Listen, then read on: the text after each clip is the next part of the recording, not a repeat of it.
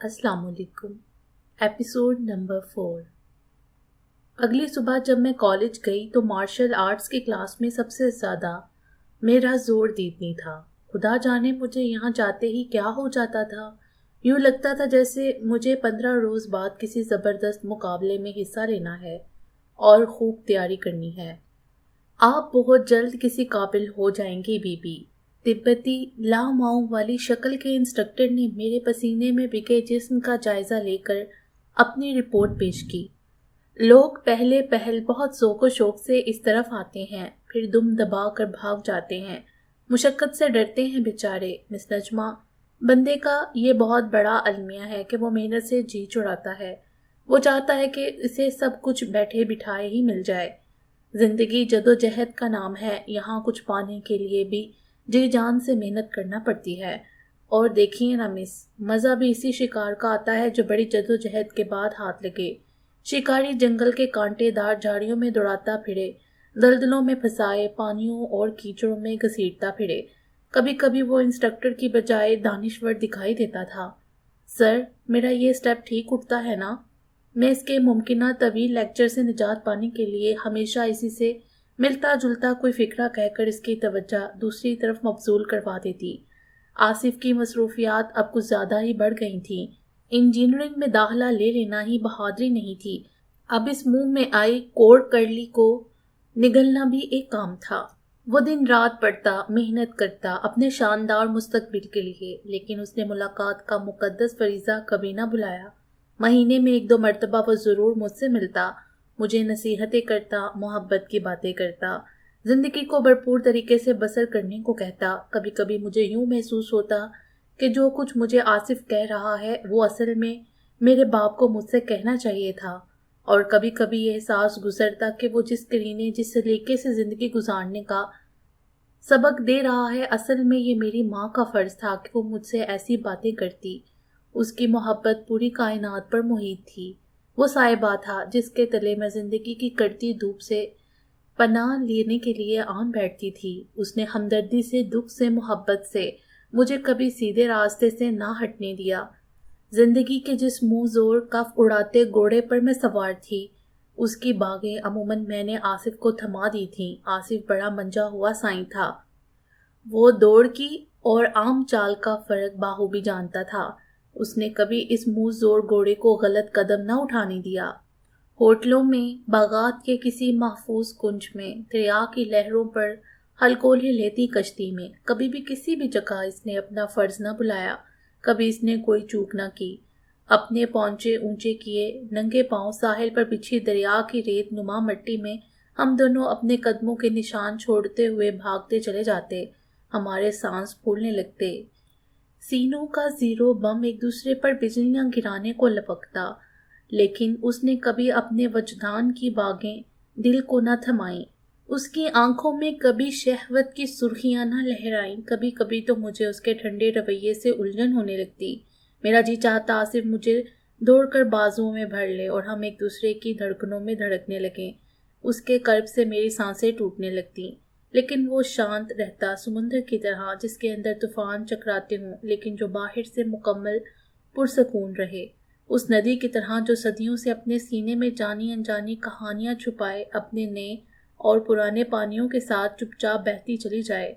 जब कभी मेरे अंदर कोई बेनाम सी ख्वाहिश अंगड़ाइयाँ लेकर मुझे तोड़ने लगती, वो महात्मा बुद्ध बनकर मेरे सामने खड़ा हो जाता। मैं घर की तलखियों से फरार चाहती तो इसकी मोहब्बत के बरगद की टहनियों में अपना चेहरा छुपा ले। ज्यादा मेहनत करने से एक नाजुक सी ऐनक इसकी नाक पर जम गई थी। जब कभी वो मुझे परेशान पाता तो बुद्ध-बख्शियों की तरह ऐनक के शीशों को रुमाल से साफ करके नाक पर जमाता, फिर अपने जहन की पोथी से कोई ऐसा कायदा, ऐसा कुलिया, ऐसा फलसफा, ऐसी मंतिक बाहर निकालता कि मैं शशद रह जाती। मोहब्बत के वो सारे लवाजमात हमने पूरे किए जिनकी तकमील दुनिया भर के आशिकों के लिए लाजिम है। हमने पत्थरों पर दिल तराशे, दरख्तों की छातियों में अपने नाम के तीर गाड़े, दरिया के रेतले साहिल पर लव लिख लिख कर मिटाया और मिटा मिटा कर लिखा। यूकलिप्टिक्स के तारीक झुंड में गीली मट्टी और गिरते पत्तों के मिलाप से उठने वाली खुशबुओं को अपने अंदर समोया।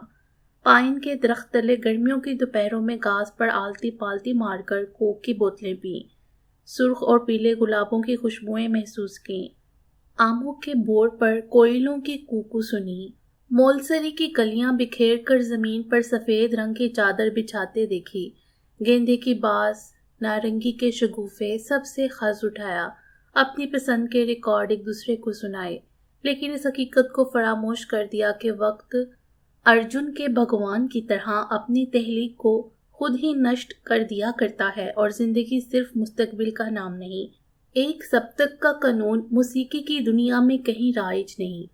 وقت کا گیت مدھ مندر اور تاریکیوں سبتکوں میں گانا پڑتا ہے، یہاں پہلے اور دوسرے کالے سے نہیں، پہلی پنچم سے نہیں، ہر سر سے ہر تال سے راگ پھوٹتے ہیں۔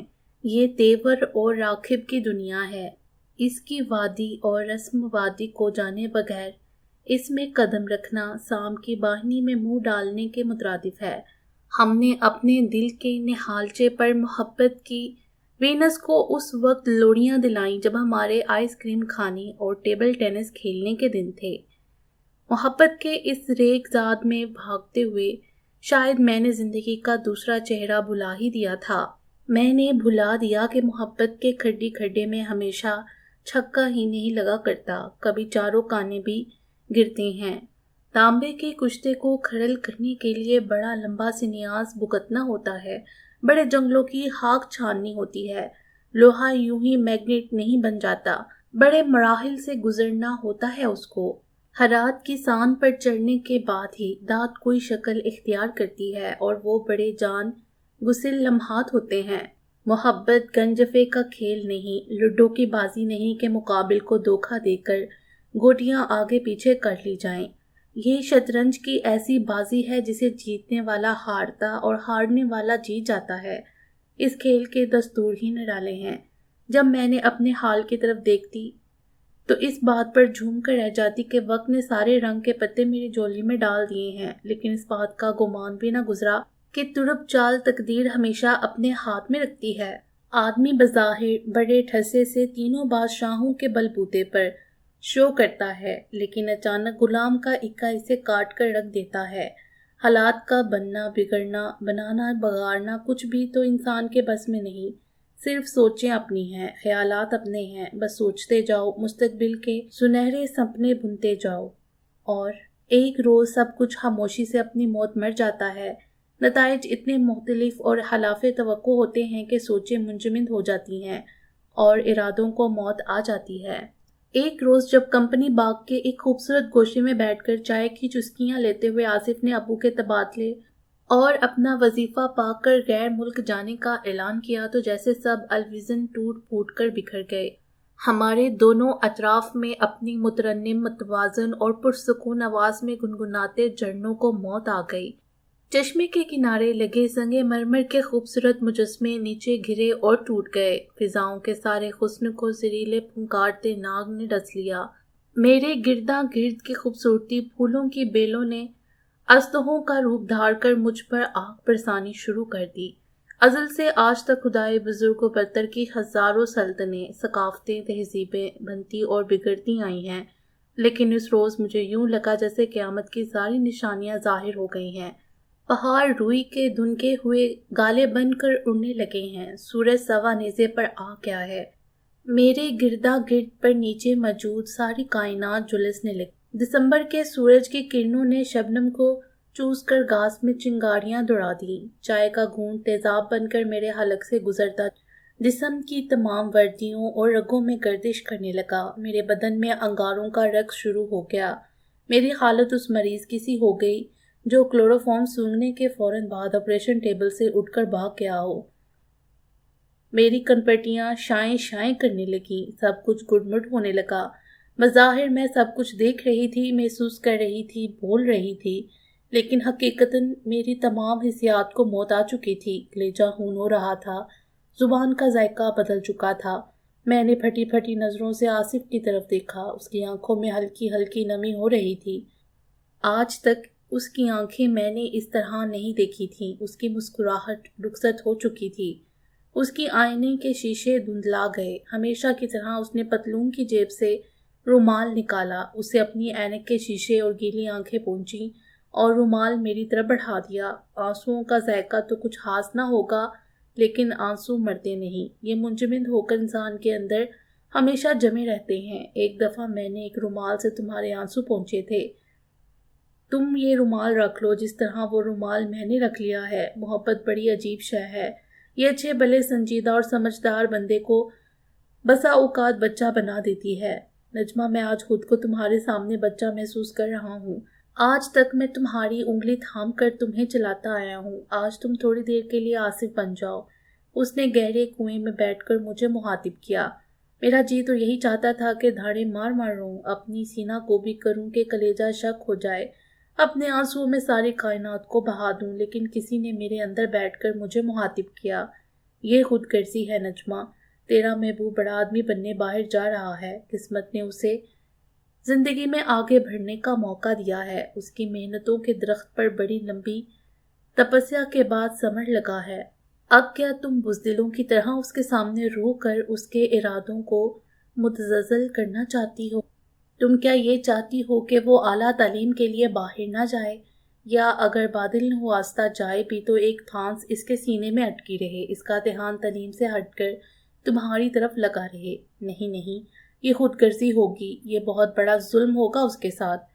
پگلی سنبھل جا، آنسوؤں کا گلا گھونٹ دے، سینے سے اٹھتی ہوک کو سینے میں ہی دفن کر لے، قربانی دے، ذبح ہو جا، اپنے ارمانوں کو، اپنی تمناؤں کو محبت کی بھینٹ چڑھا دے، مسکرا کر دیکھ اس کی طرف۔ اس کا حوصلہ بڑھا اور میں مسکرا دی۔ آنسوؤں سے بھیگی اس مسکراہٹ نے آصف کو بھی رلا دیا۔ اس نے آج پہلی مرتبہ بے اختیار مجھے آگے بڑھ کر سینے سے چمٹا لیا۔ نجمہ، میں تمہیں اپنی دھڑکنوں میں، اپنے سانسوں میں اپنے ساتھ لے جا رہا ہوں، میں جلد ہی لوٹ آؤں گا۔ 2 سال کی تو بات ہے، تم میڈیکل میں پڑھ رہی ہوگی اور میں انجینئر بن کر لوٹوں گا۔ کیسا شاندار لگے گا وہ سب کچھ، یہ تصور ہی کتنا خوشگوار ہے نجمہ۔ اس نے میرے کانپتے وجود کو بڑی آہستگی سے تھپ تھپا کر خود سے الگ کیا اور ہم ہمیشہ کے لیے الگ ہو گئے۔ میرے FSA کے امتحانات میں صرف 2 ماہ باقی رہ گئے تھے۔ ساری رات میں اپنا تکیہ آنسوؤں سے بھگوتی رہی۔ فرزانہ بھی تو یہاں سے جا رہی تھی، کوئی بھی تو ڈھکوسلا باقی نہیں بچا تھا میرے لیے۔ کیسی کرم و جلی تھی میں، کیسے بھاگ تھے میرے۔ یوں بھی کوئی لٹتا ہے جیسے میں بیچ راستے لٹی تھی۔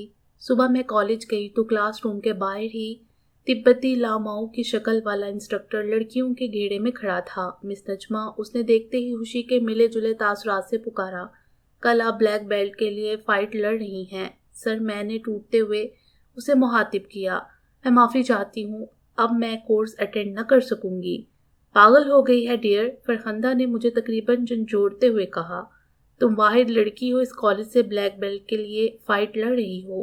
میں نے آہستگی سے اپنی سہیلی کو بازو سے پکڑ کر ایک طرف کیا اور اپنے کلاس روم میں داخل ہو گئی، جہاں اردو کی مس خان بڑی سوز مندی سے غالب کا یہ شعر سنا رہی تھی۔ دیتا نہ اگر دل تمہیں، لیتا کوئی دن چین، دیتا نہ اگر دل تمہیں، لیتا کوئی دن چین، کرتا جو نہ مرتا، کوئی دن آہو فغاں اور۔ کالج میں 2-3 پیریڈ بعد ہی میں اٹھ کر گھر چلی آئی۔ 5ویں روز آصف کی روانگی تھی۔ اگلے روز وہ مجھے ملنے آیا، ہم شام گئے تھے، ایک دوسرے کو طفل تسلیاں دیتے رہے، پھر وہ رخصت ہو گیا۔ مجھے ضروری کاغذات کی تیاری کے لیے اسلام آباد جانا ہے، وہیں سے میری فلائٹ بھی ہے، ہمیں اب رخصت ہونا ہے نجمہ۔ اس کی آواز بڑی گمبھیر تھی۔ میں نے اپنی زخمی نظریں اٹھائیں، اس کے سراپے کو جی بھر کے دیکھا، جانے اب کے بچھڑے پھر کب ملیں، یہ غنیمت لمحے بڑے جان گسیل تھے، صبر کے سارے بندھن ٹوٹ گئے، میں اس کے سینے سے جا لگی۔ اس روز زندگی میں پہلی اور آخری مرتبہ آصف نے اپنے تپتے ہونٹ میرے پلکوں پر رکھ دیے۔ میں یہ روشنی اپنے ساتھ لے جاؤں گا نجمہ، وہ آج دوسری طرح کا مرد نظر آ رہا تھا۔ دم رخصتی وہ مجھے رکشے میں گھر تک چھوڑنے آیا، پھر ہاتھ ہلاتا رخصت ہو گیا۔ میں شکستہ دل نڈال وجود لڑکھڑاتے قدموں سے گھر میں داخل ہوئی، جہاں فرزانہ اور اس کی دوسری بہن میرا انتظار کر رہی تھیں۔ پرانے محلے سے رخصتی کے وقت اس نے مجھ سے جو وعدہ کیا تھا، اس پر آخری وقت تک عمل پیرا رہی۔ बाजी, आपको इल्म तो हो गया होगा, उसने मेरे गले में बाहें डालते हुए कहा।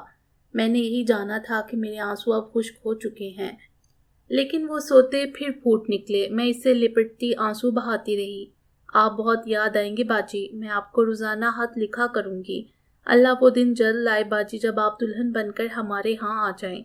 उसने रुंधे हुए गले से कहा। मुझे हौसलामंद रहने की तलकीन करके दोनों बहनें भी रुखसत हो गईं। ये बड़ा जानलेवा सदमा था। पहले पहल तो खुद मुझे यकीन नहीं आता था कि इस जांका हादसे से संभल पाऊंगी, लेकिन आहिस्ता आहिस्ता ख्वास बहाल होने लगे। फरजाना ने जाते ही खत लिखा था, फिर आसिफ का वो खत आ गया जो उसने इस्लामाबाद से रुखसत के वक्त लिखा था। उसके बाद जिस जिस एयरपोर्ट पर रुका मुझे खत लिखता गया। इसने हर खत में अपनी मोहब्बत की शिद्दत का यकीन दिलाया था। मुझे नॉर्मल रहने की इस्तदा की थी और कहा था कि ये सब कुछ भूलकर सारी तवज्जो इम्तिहानात पर दूं, क्योंकि एफएससी के रिजल्ट पर ही सारे कैरियर का दारोमदार था।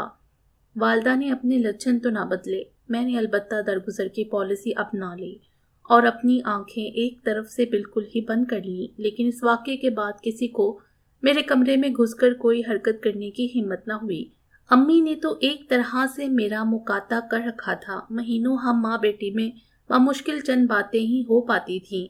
आबदा ने पहले पहल तो मेरी बात मानी, लेकिन जिस बुरी तरह से वो वालदा के रंग में रंगी जा चुकी थी, वहां से उसकी वापसी खासी मुश्किल नजर आ रही थी। फिर इसका वही पुराना मामूल बन गया। मियाँ जी ने अपने असर शुरू से वालिद साहब को इस मुकदमे से बरी करवा लिया था, लेकिन उनके महकमे ने दोबारा इन्हें कबूल करने से इनकार कर दिया था।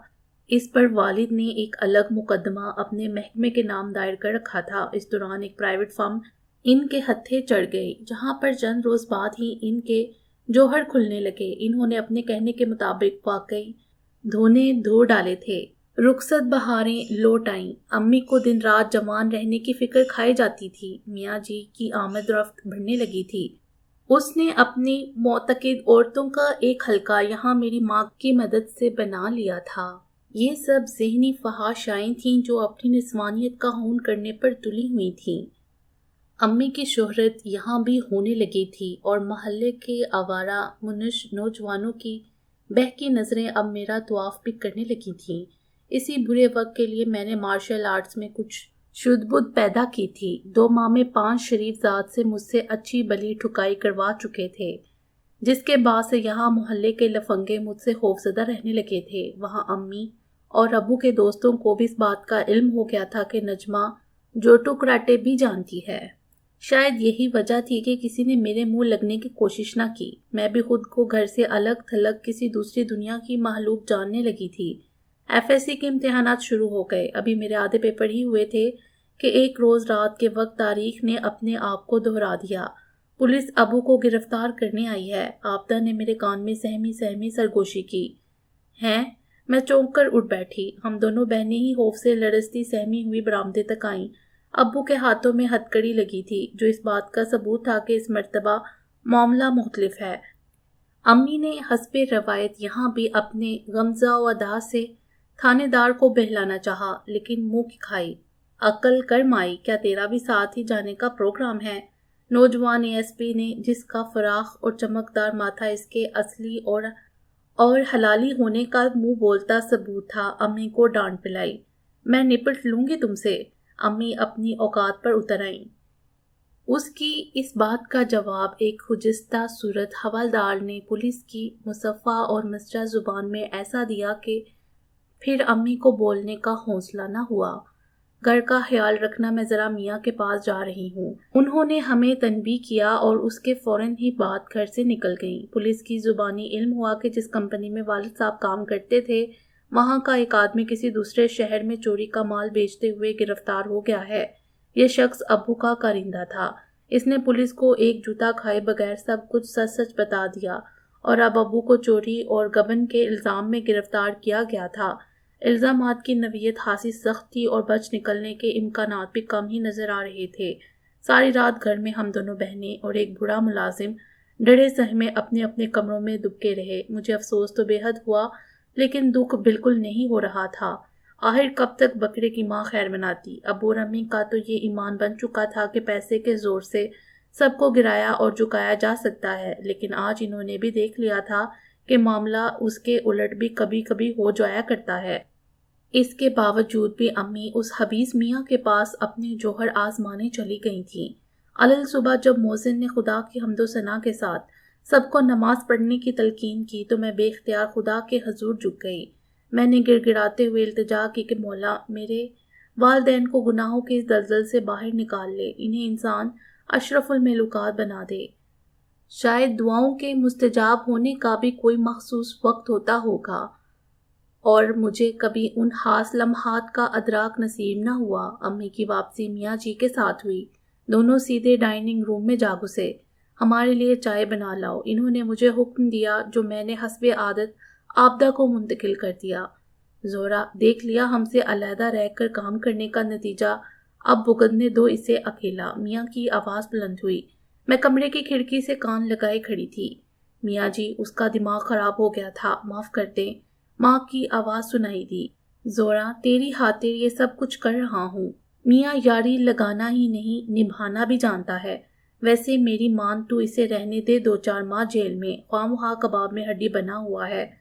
تجھے ہمارے ہوتے ہوئے کمی آخر کس بات کی ہے؟ اس کی مکروہ آواز میری سماعت پر آڑی چلانے لگی۔ میاں جی سمجھا کرو، دنیا داری بھی آخر کسی چیز کا نام ہے۔ ماں کی آواز نے میرے کانوں میں زہر گھولا۔ مجھ میں مزید حباست انگیز گفتگو سننے کی تاب باقی نہیں رہی تھی۔ چپ چاپ اپنے کمرے میں لوٹ آئی اور اپنے بستر پر گر کر اپنی بدبختی کا ماتم کرنے لگی۔ آصف کی جدائی، والد کی گرفتاری، ماں کی بے راہ روی، ان سب باتوں نے مجھے توڑ پھوڑ ڈالا تھا۔ کتاب کھولتی تو لفظ گڈ مڈ ہو کر رہ جاتے، ان کی شکلیں بگڑنے لگتیں اور عجیب عجیب مکروہ چہرے اس میں سے جھانکنے لگتے۔ وسوسوں کے پھنکارتے ناگ اپنے پھن گارے میرے گرداں گرد بیٹھے رہے۔ میں ہر روز ایک نئے کرب سے آشنائی حاصل کرنے لگی۔ ان حالات میں حوصلہ اور امید کا پیغام فرزانہ اور آصف کے وہ 2-4 خطوط تھے جو بعد میں میرا سرمایہ حیات بنے، لیکن لفظوں کے سہارے امیدوں کے آسرے پر زندگی نہیں گزرتی۔ لوہے کو لوہا کاٹتا ہے، ہاتھ کی بندی گانٹھیں دانتوں سے کھولنی پڑتی ہیں کہ یہ قانون فطرت ہے۔ المیہ یہ ہے کہ کبھی کبھار یہ گانٹھیں کوئی اور لگاتا ہے، لیکن انہیں کھولنے کا کشت کسی اور کا مقدر بن جاتا ہے۔ جیسے تیسے کر کے میرے امتحانات بھی ختم ہو گئے تو وقت گزاری کا کوئی اور شغل باقی نہ رہا۔ اب میری تمام تر امیدیں اپنے رزلٹ سے وابستہ تھیں۔ ان سارے گورکھ دندوں کے باوجود میرے پرچے بہت اچھے ہوئے تھے اور مجھے اپنی محنت اور خدا کی ذات سے کلی امید تھی کہ میرے نمبر بہت شاندار آئیں گے۔ اس دوران بظاہر میں گھر کے معاملات سے لا تعلق بنی رہی تھی، لیکن مجھے سب کچھ نظر آ رہا تھا۔ ابو لمبی جیل یاترا پر چلے گئے تھے، امی کے جھلن وہی تھے، بلکہ یوں کہنا زیادہ مناسب ہوگا کہ اب ان کی سوشل سرگرمیاں کچھ زیادہ ہی بڑھ گئی تھیں۔ اس حبیث میاں کے کرتوت دیکھ کر میرا خون کھولتا تھا، لیکن میں کچھ چاہتے ہوئے بھی کچھ نہ کر سکتی تھی۔ میری حالت ان مظلوم طوائف زادیوں جیسی تھی جن کے لیے فرار کی تمام راہیں بند ہو جاتی ہیں، جو بہت کچھ کر گزرنے کی ہمت رکھنے کے باوجود کچھ نہیں کر پاتی۔ رزلٹ نکلنے سے 1 روز پہلے کا ذکر ہے۔ شاید امی اور آبدہ والد سے جیل ملاقات کرنے گئے تھے۔ میں گھر میں اکیلی تھی کہ دروازے پر آہٹ ہوئی۔ میاں ایک رکشے سے اتر کر اندر آ رہا تھا۔ گھر میں کوئی نہیں۔ میں نے برآمدے میں بیٹھے بیٹھے اسے بے رخی سے جواب دے کر واپس جانے کو کہا، لیکن اس نے یوں ظاہر کیا جیسے میری بات سنی ہی نہ ہو۔ وہ سیدھا میری طرف آ رہا تھا۔ اس نے احتیاطاً داخلے کا دروازہ بند کر دیا۔ میں تو خود اس موقع کی منتظر تھی کہ کوئی بہانہ ہاتھ آئے اور اس موذی کو کوئی سبق سکھاؤں۔ سنا نہیں، میں نے کہا گھر کوئی نہیں۔ میں نے دوبارہ اسے مخاطب کیا۔ ہم کوئی باہر کے تو نہیں ہیں، گھر والے ہیں۔ اس نے شاید نشہ کر رکھا تھا۔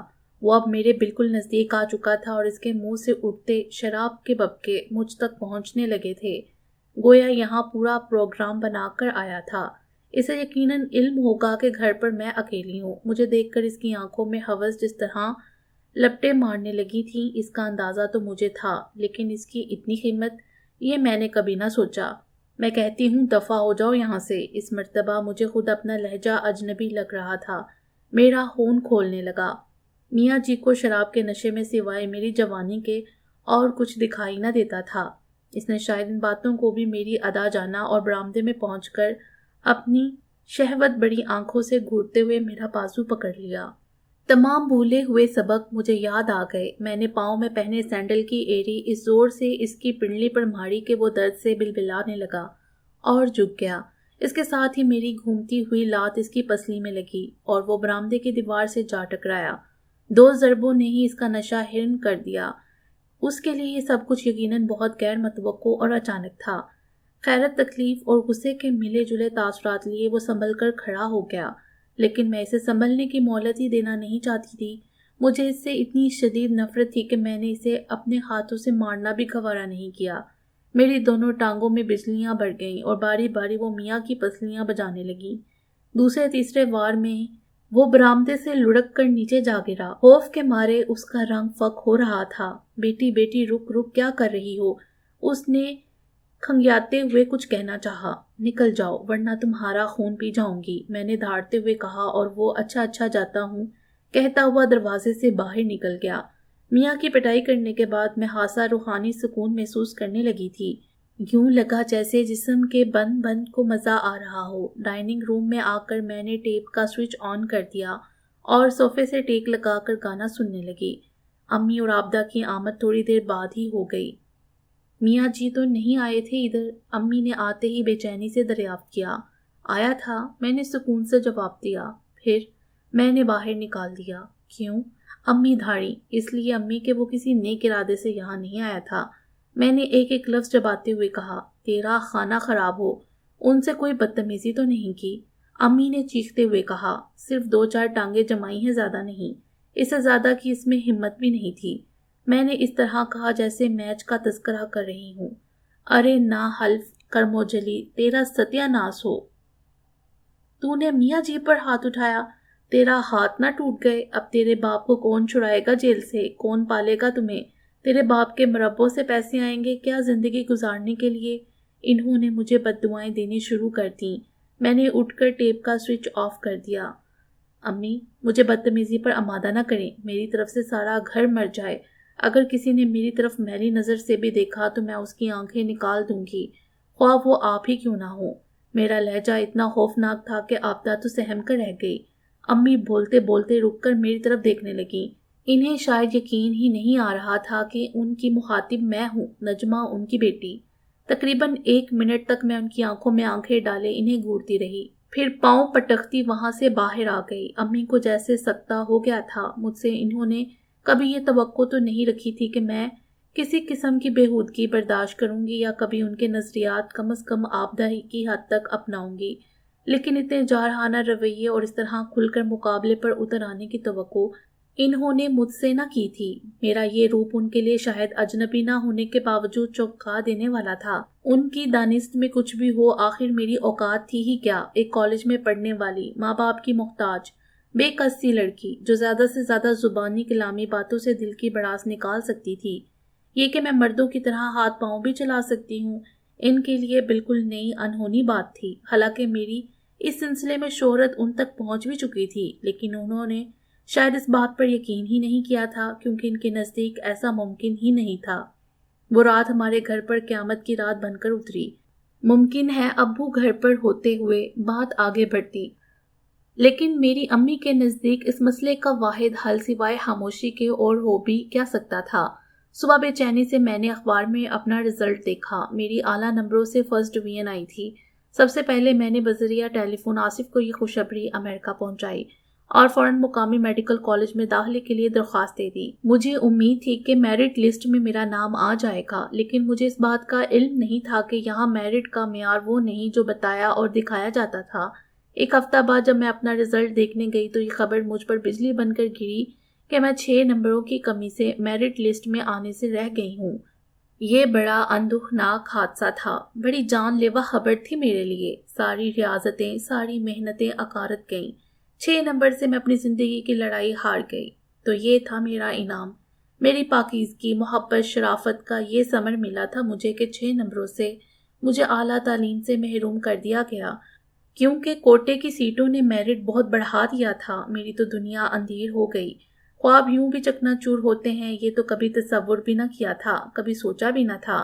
آج سوچتی ہوں میری زندگی تباہ کرنے میں اس ظالم تعلیمی نظام کا کتنا زبردست.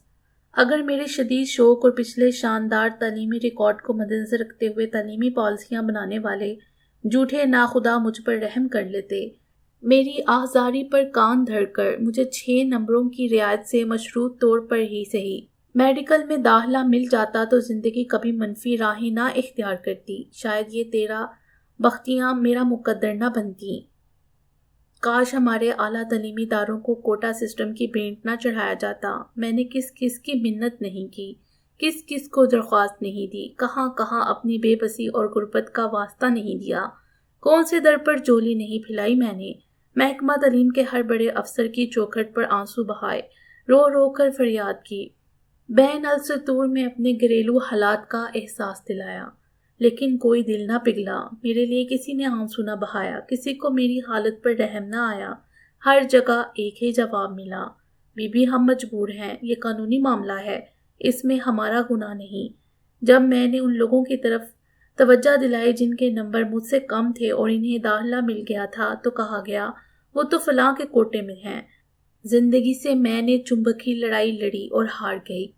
کوئی میرے کام نہ آیا، کسی پر میری آہ و فغاں نے اثر نہ کیا. کسی کو اس بات کی سمجھ نہ آئی کہ اگر فلاں کے کوٹے کی ایک سیٹ ختم کر کے کسی حقدار کو داخلہ دے دیا جاتا تو ایک زندگی تباہ ہونے سے بچ جاتی. سوائے آصف کے اس دنیا میں اور کون تھا جو میرے دکھ درد کو محسوس کرتا. رزلٹ کے دوسرے ہی دن اس کا جوابی ٹیلی فون آیا. اس نے میری شاندار کامیابی پر مبارکباد دینے کے بعد لکھا تھا کہ ٹیلی فون کے ہفتہ بعد وہ فلاں فون نمبر پر جو اس کے ایک رشتہ دار کے گھر لگا ہوا تھا مجھ سے بات کرے گا. یہ فون نمبر ہمارے ساتھ والے گھر کا تھا. میں نے اسے اپنے گھر کا فون نمبر نہیں دیا تھا اور جس گھر میں فون سننے آئی تھی وہ بہت شریف لوگ تھے، لیکن مجھے یہ ڈرکا لگا رہتا کہیں امی کو علم نہ ہو جائے جس پر آصف نے مجھے یہ نمبر دیا تھا. یہ مبارکباد مجھے اس وقت ملی تھی جب مقامی اور ملک کے دوسرے میڈیکل کالج کی میرٹ لسٹ میں آنے سے رہ گئی تھی، اور جس روز میں آصف سے فون پر بات کرنے اس کے عزیز دوست کے گھر پہنچی ارباب بست کشاد کی طرف سے بھی مایوس ہو چکی تھی اور ناکام انسانوں کی طرح اب کسی معجزے کی امید لگائے بیٹھی تھی. میری حالت فی الوقت سزائے موت کے اس مجرم جیسی تھی جس کے بلیک وارنٹ سائن ہو چکے تھے، تمام اپیلیں رد ہو چکی تھیں، رحم کی درخواستوں کو جواب مل گیا تھا. جو موت کے تختے کی طرف قدم بڑھاتے ہوئے بھی اس بات کی امید رکھتا ہے کہ کوئی انہونی، کوئی معجزہ ابھی کسی بھی لمحے، کسی بھی پل رونما ہو کر اسے بچا لے گا. لیکن معجزے نہیں ہوتے، کوئی بچانے والا نہیں آتا اور وہ کچھ ہو جاتا ہے جس کو نہیں ہونا چاہیے. دوپہر کے بعد فون کی گھنٹی بجی اور آپریٹر نے غیر ملکی کال کا مسئلہ سنایا. اس کا دوست مجھے فون تھما کر خود باہر نکل گیا. ہیلو نجمہ، کیسی ہو؟ اس کی ان بساط میں ڈوبی آواز ہوا کے دوش پر سفر کرتی میری سماعتوں کو جھنجھوڑ رہی تھی. آصف، میرے لفظ سسکیاں بن گئے. ارے بے وقوف، 5-7 منٹ کی مہلت نصیب ہوئی ہے. یہ گھڑیاں کیا رو کر بتانے کی ہوتی ہیں؟ اس نے بظاہر مذاق میں بات ٹالنا چاہی، لیکن اس کی دلی کیفیت کیا تھی اس کا اندازہ میں بخوبی لگا سکتی تھی. مجھے کہیں داخلہ نہیں مل رہا، کہیں نہیں. مجھ سے رہا نہ گیا. کیوں؟ میرٹ لسٹ میں آنے والوں کے نمبر مجھ سے زیادہ ہیں اور کوٹے کی سیٹیں اس سے بھی زیادہ. میں نے روحانسی ہو کر کہا. ارے تو اس میں گھبرانے کی کیا بات ہے؟ پھر تیاری کرو، اگلے سیشن میں داخلہ بیچو. 6 ماہ کا تو وقفہ ہے اور 6 ماہ چٹکی بجاتے گزر جائیں گے. اس نے گلا پھاڑ کر تسلی دی. آصف، مجھ سے نہیں ہوگا، نہیں ہوگا، بس اب میں ہار چکی ہوں. میرے آنسو تھے کہ بہے چلے آتے تھے. اچھا بھائی ٹھیک ہے، بی اے کر لو، بی ایس سی کر لو، جیسی تمہاری مرضی. مجھے تم بہرحال قبول ہو، لیکن خدا کے لیے رونا دھونا چھوڑ دو. اور ہاں، کوئی بیلٹ وغیرہ بھی ملی ہے یا بس یوں ہی؟ اس نے میرا موڈ بدلنے کے لیے مقدور بھر کوشش کی. ہزاروں میل کی دوری پر بھی اس نے اپنے فرض کو بھلایا نہیں تھا. ہمیشہ کی طرح وہ میری مسائی کر رہا تھا. اپنے جذبات کا گلا گھونٹ کر بھی وہ مجھے ہر حالت میں خوش دیکھنا چاہتا تھا. او آصف، کتنے عظیم تھے تم. آصف، میں میرے منہ سے الفاظ بمشکل ہی نکل پائے تھے جب لائن کٹ گئی. ٹائم ختم ہو گیا تھا. میں نے ٹوٹے بازو سے فون کریڈل پر رکھ دیا. جیلر نے ملاقات کا وقت ختم ہونے کی منادی کر دی تھی اور موت کی راہ کے مسافر کی الوداعی ملاقات ہو چکی تھی. پھر اس کے بعد فلک نے یوں کبھی اسے ملنے نہ دیا. خوشیوں کے لمحات اپنا بستر سمیٹ کر رخصت ہو گئے۔ بس میرے مقدر کے حصے کی خوشیاں اتنی ہی تھیں۔ یہ بھی شاید کسی اور کا حصہ ہوگا جو کاتب تقدیر نے میری طرف نہ جانے کیوں منتقل کر دیا تھا۔ بھلا میں ان خوشیوں کے لائق تھی ہی کب؟ بیٹھیے، میں آپ کے لیے چائے لاتا ہوں، آصف کے دوست نے مجھے باہر نکلتے دیکھ کر مخاطب کیا۔ اس کے دوست بھی اس کی طرح اونچے آدرشوں کے مالک عظیم انسان تھے، اتنے عظیم شخص جن کی یہی خواہش رہتی ہے کہ ان کی ذات سے کسی کو کوئی سکھ تو حاصل ہو جائے۔ شکریہ بھیا، میں چلتی ہوں، میں نے اس کی طرف دیکھے بغیر کہا۔ بہن جی، اس گھر کو اپنا گھر ہی جانیے، میں آصف کا کلاس فیلو ہوں، جب کبھی دل چاہے تشریف لائیے، اپنے دوست کے کسی بھی عزیز کی خدمت کر کے مجھے خوشی ہوگی۔ اس نے نظریں جھکائے میری طرف دیکھے بغیر مجھے خطاب کیا۔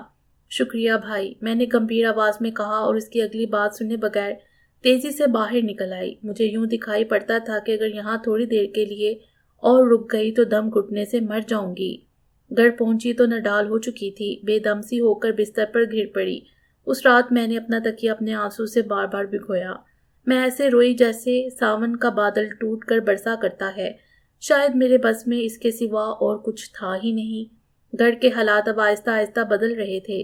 میاں سے ناراضگی مون لے کر ہم اکیلے رہ گئے تھے، اور وہ بھی شاید امی سے اب جان چھڑانے کے چکر میں کسی بہانے کی تلاش میں تھا، کیونکہ امی کا دم ہم اب ٹوٹ رہا تھا۔ پہلے والی رونقیں دم توڑنے لگی تھیں اور ابو کی ضمانت کے امکانات ختم ہو رہے تھے۔ سرخی پاؤڈر کی لیپا پوتی سے میاں جیسے خبیث لوگ متاثر نہیں ہوتے تھے، کیونکہ امی سے اس کے تعلقات کی جو نوعیت تھی وہ ایک خاص حد تک، ایک خاص مدت تک ہی چل سکتی تھی۔ اب خود امی نے اسے اپنی جیسے کہیں زورا جمالیوں سے متعارف کروا دیا تھا، اور میاں نے کہ ایسے معاملات پر خوب دسترس رکھتا تھا۔ تعارف کو تعلقات اور پھر مراسم کی منزل تک لے جانے میں بڑی اجلت دکھائی تھی۔ وہ میدان حرص و ہوس کا پرانا اور منجا ہوا شہ سوار تھا۔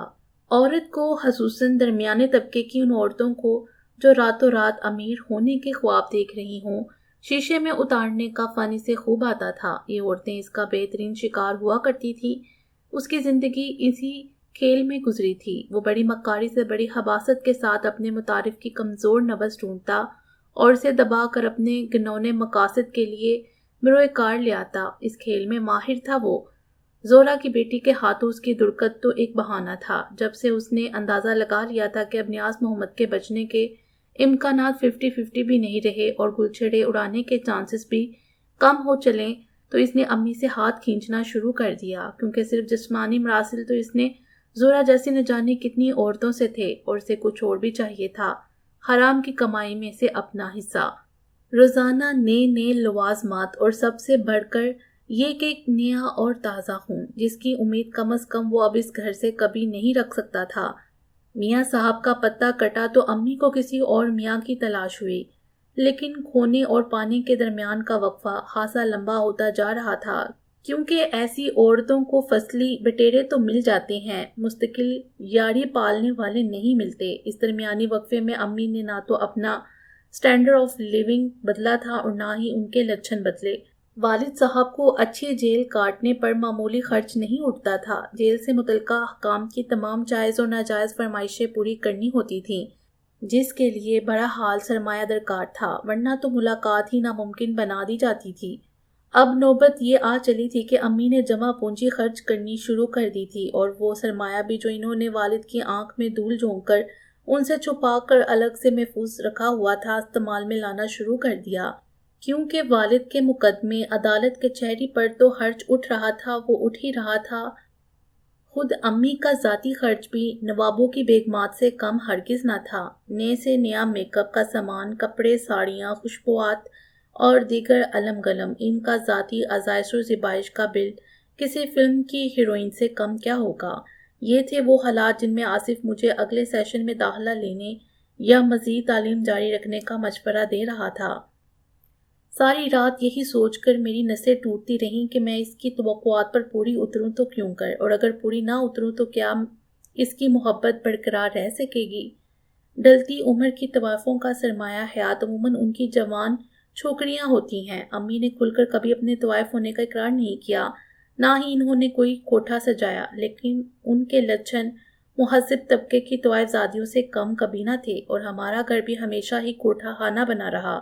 اپنی دونوں بہنوں کے مقابلے میں جن کی بیٹیاں خوب نام اور دام کما رہی تھیں، امی کو ناکامی کا منہ دیکھنا پڑا۔ اس لحاظ سے وہ بدقسمت رہیں کہ اپنی متاع حیات کو اپنے راستے پر نہ چلا سکیں، کیونکہ معاملہ مجھ سے شروع ہوتا تھا۔ جب میں ہی ان کے جال میں نہ پھنسی تو عابدہ کیسے پھنستی؟ اس حد تک تو عابدہ ان کے ساتھ تھی کہ وہ اسے شمع انجم بنائے رکھیں، لیکن یہ کہ کسی خلوت گاہ کا وہ روشن کرے، اس بات کے امکانات 0% بھی بظاہر نہیں تھے۔ اس کی وجہ یہی تھی کہ میں نے کبھی اس کی طرف سے آنکھیں بند نہیں کی تھیں۔